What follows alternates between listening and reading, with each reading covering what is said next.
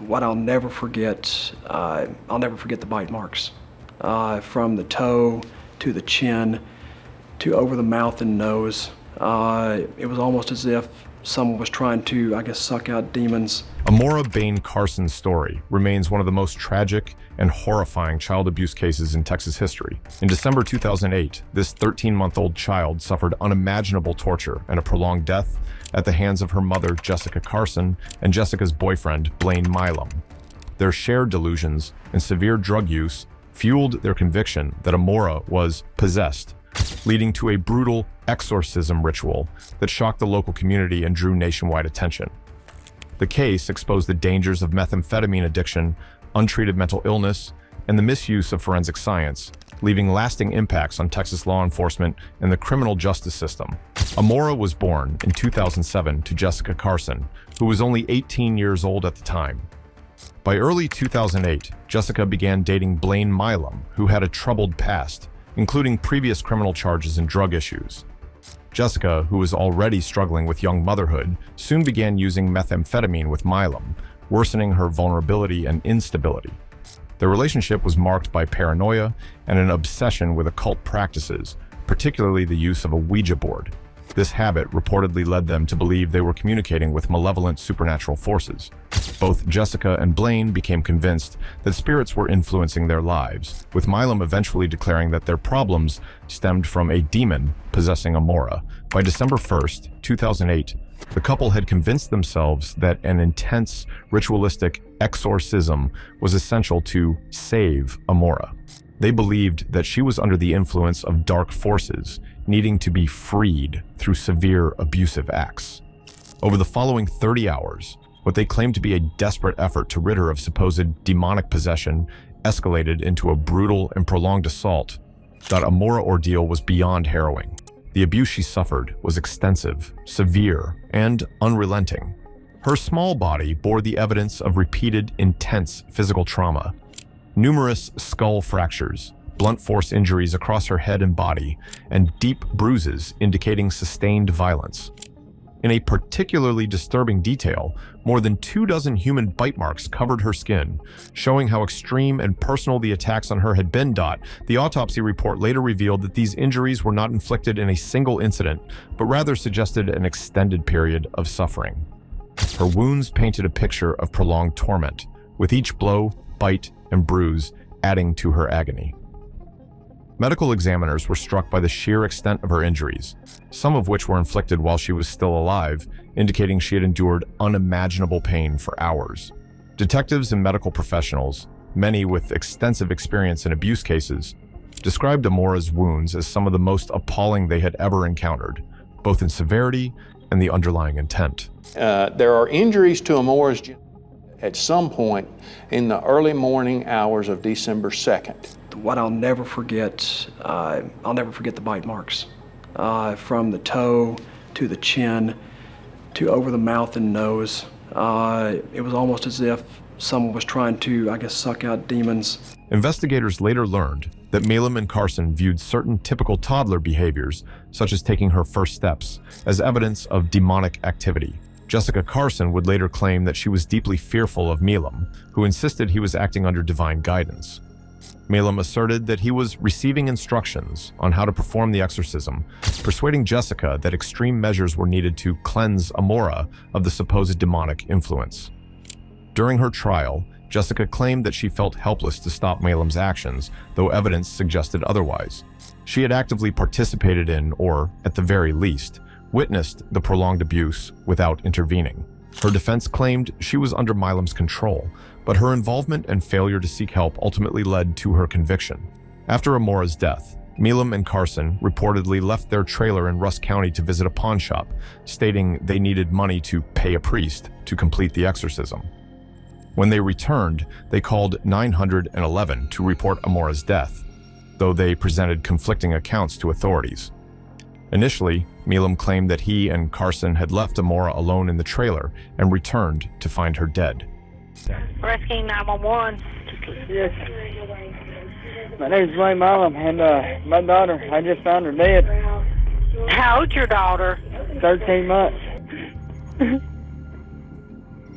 Ma'am, we're going to try CPR anyway, okay? 16 Get her to the hours, phone now. 51 minutes, 26 seconds.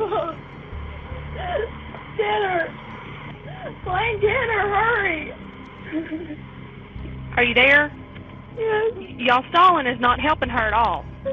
Go ahead. If he's not going to do it, you put the phone down and go get that baby and get her to the phone.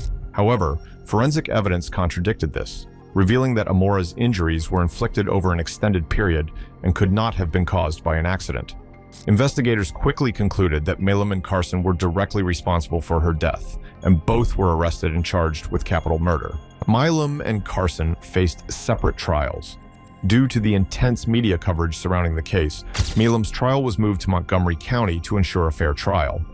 His defense team argued that he had been in a drug-induced psychosis at the time of the murder, claiming the crime was not premeditated, but rather the result of delusion and impaired judgment.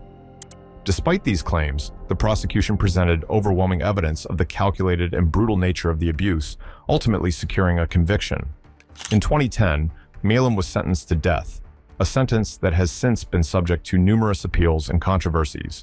Jessica Carson was also found guilty of capital murder and received a life sentence without the possibility of parole. During her trial, she claimed that she feared Milam and felt unable to intervene or stop the abuse. The prosecution argued, however, that Jessica had ample opportunity to protect her daughter and could have left or sought help at any point during the abuse. They highlighted her failure to act and her participation in the events, painting a picture of someone who is equally responsible for Amora's suffering. Ultimately, the jury found Jessica guilty, believing her inaction and complicity warranted the harshest possible sentence, short of the death penalty. Following his conviction, Blaine Milam pursued numerous appeals. His attorneys focused on two main arguments: the unreliable nature of bite mark evidence used in his case, and questions regarding his intellectual disability. Bite mark analysis, a once accepted forensic method, has been widely discredited in recent years due to its subjectivity and lack of scientific reliability. Studies have shown that bite mark evidence can lead to false conclusions, as it relies heavily on visual comparisons rather than measurable data. Milam's defense argued that the bite mark evidence presented at trial was junk science and should not have been allowed in court. This argument gained traction as more experts criticized the validity of bite mark analysis in criminal cases. Milam's defense also raised concerns about his cognitive abilities, arguing that he may be intellectually disabled. Under Texas law, individuals with intellectual disabilities cannot be sentenced to death, based on U.S. Supreme Court rulings that prohibit the execution of those with significant cognitive impairments. His legal team argued that his intellectual limitations, combined with his drug use at the time, impaired his judgment and made him ineligible for the death penalty. In early 2019, the Texas Court of Criminal Appeals granted Milam a stay of execution, allowing his legal team time to present these arguments and further examine the forensic evidence. This decision reignited public debate over both the use of forensic science in criminal cases and the ethical considerations of executing individuals with potential intellectual disabilities. Jessica Carson continues to serve her life sentence in prison. Throughout her trial and incarceration, she has maintained that she was manipulated by Milam and feared for her own safety, claiming she was influenced by his declarations of divine guidance. However, the evidence suggests she was far from a passive bystander. Prosecutors argued that Jessica's own beliefs about demonic possession likely contributed to her involvement in the abuse. Furthermore, they contended that her silence and lack of action demonstrated a disturbing complicity in her daughter's suffering. Amora's death had a lasting impact on the community and sparked discussions about child protection and mental health services. Her case received national attention, with media coverage highlighting the dangers of methamphetamine addiction, untreated mental health issues, and the influence of extreme belief systems. Many questioned how two young individuals could descend into such violent delusion, asking why no one had intervened to prevent this tragedy. The case served as a stark reminder of the importance of safeguarding vulnerable children, especially in households affected by drug abuse or mental illness. The extended legal battle over Milam's sentence has kept Amora's story in the public eye.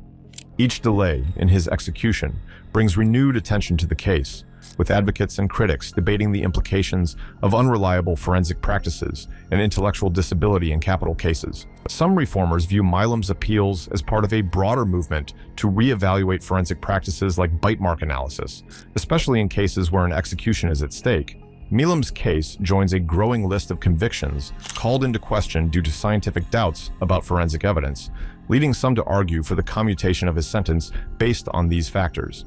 Others, however, argue that the brutality of Amora's death warrants the death penalty, seeing Milam's appeals as attempts to evade accountability. Amora Bain Carson's death is a somber reminder of the profound consequences of failure in multiple systems. Her story continues to be a catalyst for conversations about forensic integrity, the death penalty, and child protection. In many ways, her case has served as a tragic symbol of the need for reform and better oversight in areas where vulnerable lives are at risk. The legacy of Amora's story is a call to action for greater safeguards and accountability, ensuring that such a tragedy may never happen again.